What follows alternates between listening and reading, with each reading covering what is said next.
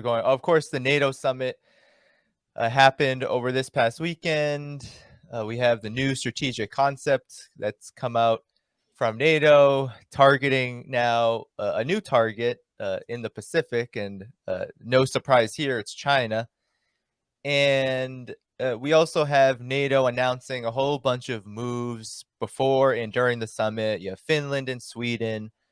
They are now going to become NATO members after Turkey briefly, very briefly, vetoed this move, but they have come to an agreement, and it looks like that's going to be something that happens pretty rapidly in the coming days and weeks. And then you also have NATO announcing that it is expanding its readiness force to 300,000 from 40,000 troops.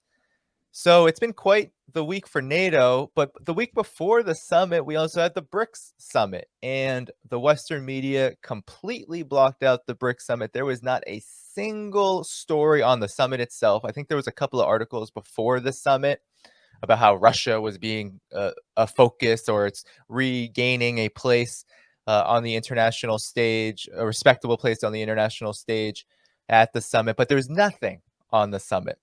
So I wanted to talk to you, Carlos, because you wrote about the significance of this year's BRICS summit, or this latest BRICS summit. And, I know you've been following NATO's machinations quite closely, especially since this special military operation in Ukraine that's being conducted by Russia. What are your reactions to all of these moves? And we can just begin there, and then have a conversation about it. Sure.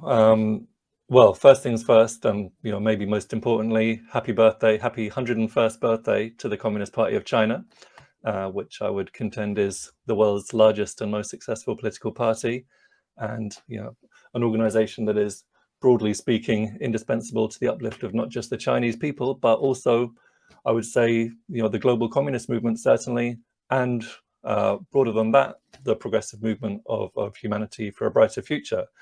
So the summits, as you say, a fascinating week or 2 weeks in geopolitics, and an escalation that's gone in two directions. On the one hand, you've got NATO and the G7 led, this is essentially the imperialist bloc led by the US, which is escalating the new Cold War, escalating its aggression, escalating what is essentially the project for a new American century, escalating, taking forward Donald Trump's Make America Great Again foreign policy, militarizing, threatening, bullying.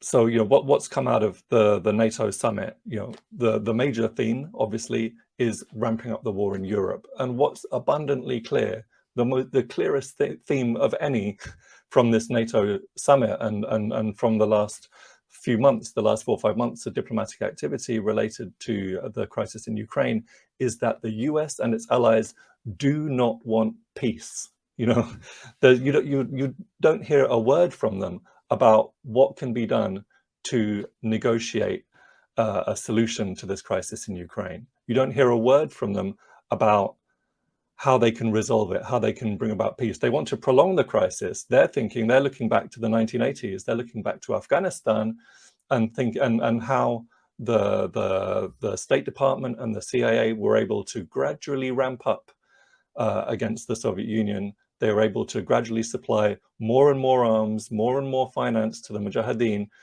in order to exhaust the Soviet armed forces and to bring about this kind of protracted, 10-year war, which had some impact. That was part of the reason for the collapse of the Soviet Union. Not the only one, but part of the reason. So if the US was in the slightest bit interested in ending tensions in Ukraine, in establishing a stable peace in Europe, it could have facilitated that, right? That's been the case for at least the last 8 years, since the Maidan coup, which was very much encouraged, very strongly financed and encouraged from Washington.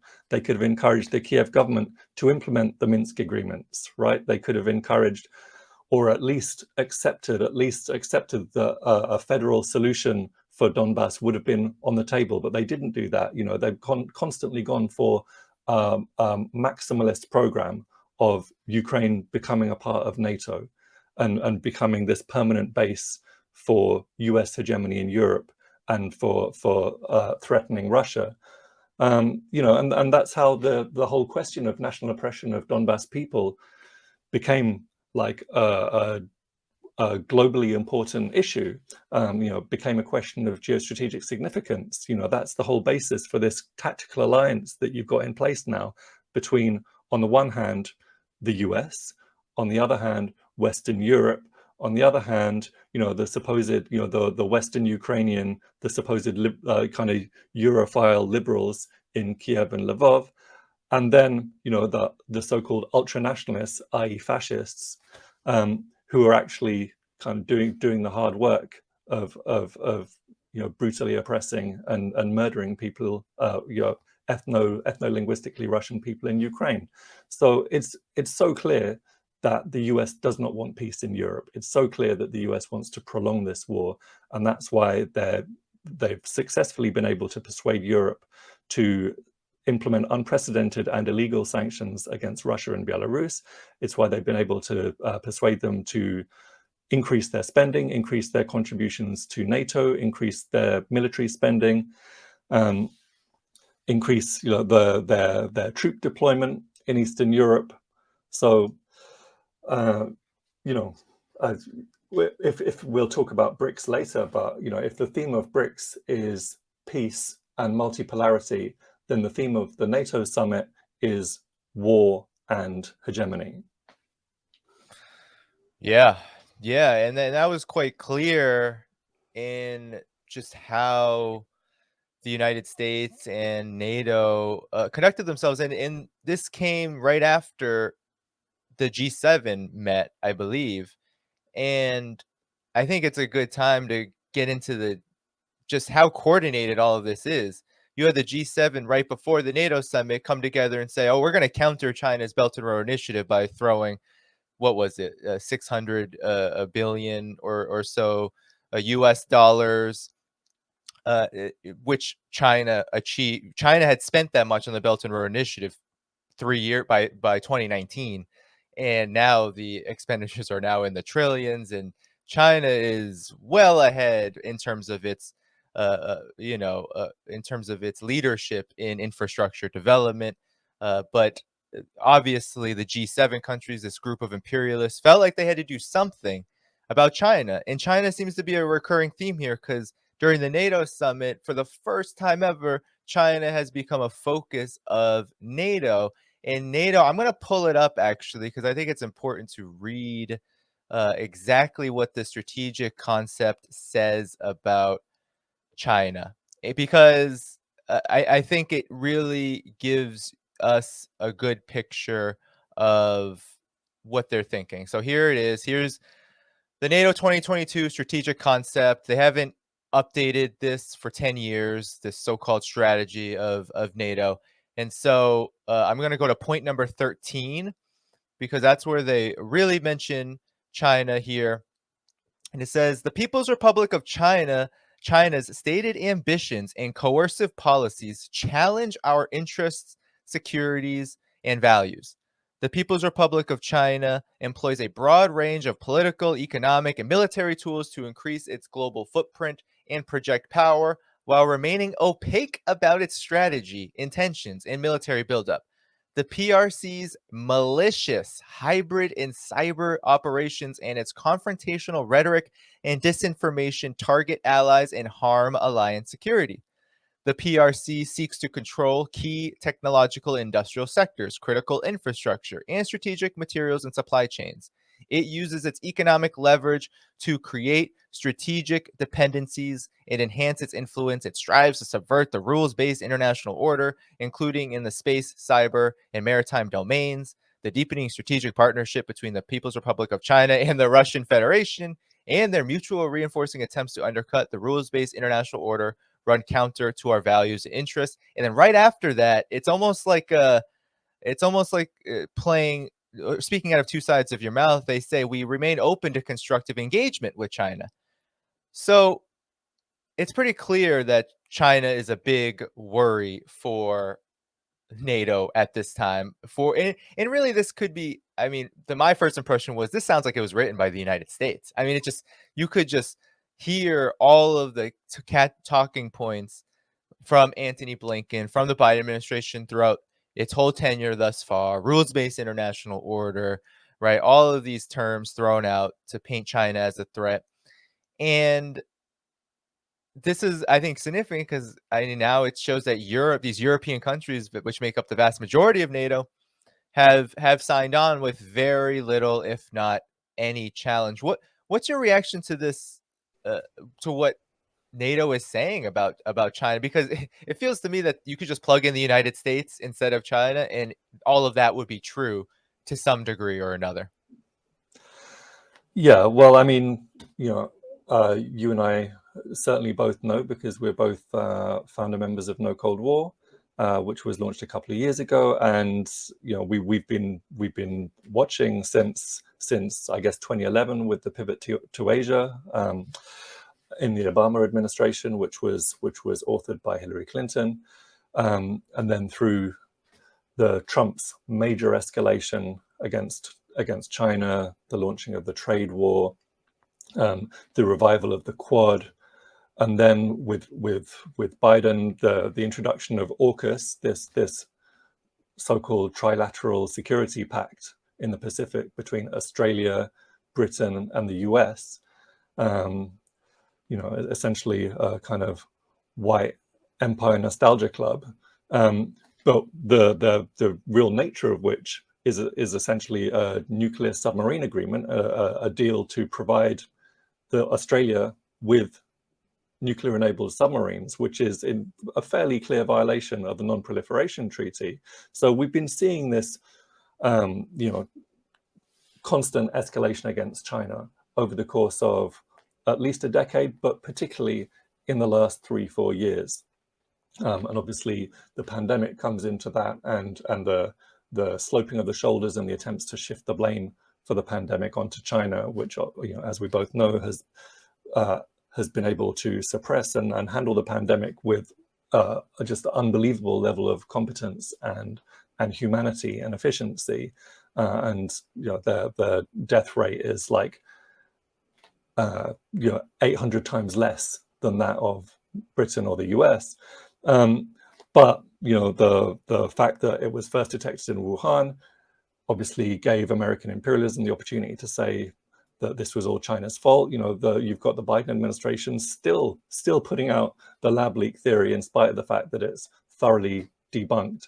But the escalation of China against China is sort of almost inevitable if your starting point is that the core strategy of the US ruling class is to continue its program of domination, is to continue the project for a new American century, that's an expression and a label that came from the George W. Bush administration, and it's associated with the likes of Rumsfeld. But it's really a constant. You see that in the George W. Bush administration, in the Obama administration, in the Trump administration, and in the Biden administration. Biden was supposed to be this great progressive. I mean, speaking as someone that's not in the United States, Biden's foreign policy looks extremely similar to that of Donald J. Trump. The only real difference that I can see actually is that Biden's quite a lot more effective. Biden does a better job of pursuing Trumpian policy than Trump did.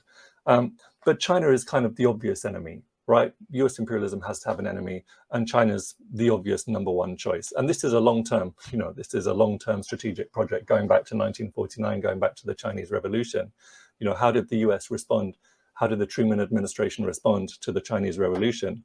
Did they say, okay, the Chinese people have stood up and they've decided to pursue the path of socialism, and let's deal with them on the basis of equality and respect and dignity, and let's see what we can do. Let's enjoy peaceful coexistence is an expression that was doing the rounds a lot, at least in the socialist world at the time. No, they didn't. They launched the Korean War. A major part of the motivation for which was attacking China and rolling back the Chinese Revolution. They deployed the 7th Fleet to the Taiwan Straits to prevent China from reincorporating Taiwan into the People's Republic. So that's really been a constant. And now China, what's changed compared to 5 years ago or 10 years ago or 15 years ago is, more than anything, China's strong. China's a strong country now. Depending on how you measure it, China is either the largest economy in the world or the second largest economy of the world. So that's basically, whether you go on GDP or purchasing power parity. China is leading the way in terms of the battle against climate breakdown, in terms of renewable energy. It's obviously led the way in terms of tackling the pandemic. It's had these incredible successes against poverty. It's the largest trading partner of at least 2/3 of the world countries. The Belt and Road Initiative already incorporates 140 countries around the world out of 200. So if you look at the developing world, if you look at the Caribbean, if you look at Africa, if you look at Latin America, if you look at Southeast Asia, Central Asia, nearly all of these countries are signed up to the Belt and Road.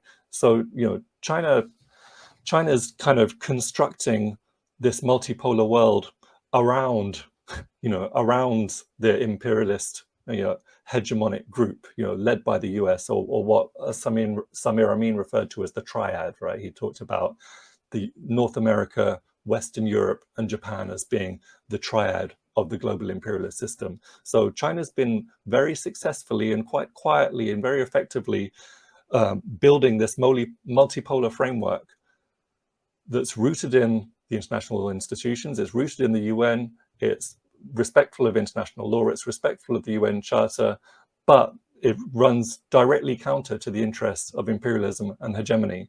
And the fact that this new Cold War is being escalated to the extent that it is obviously a reflection that China's been very successful.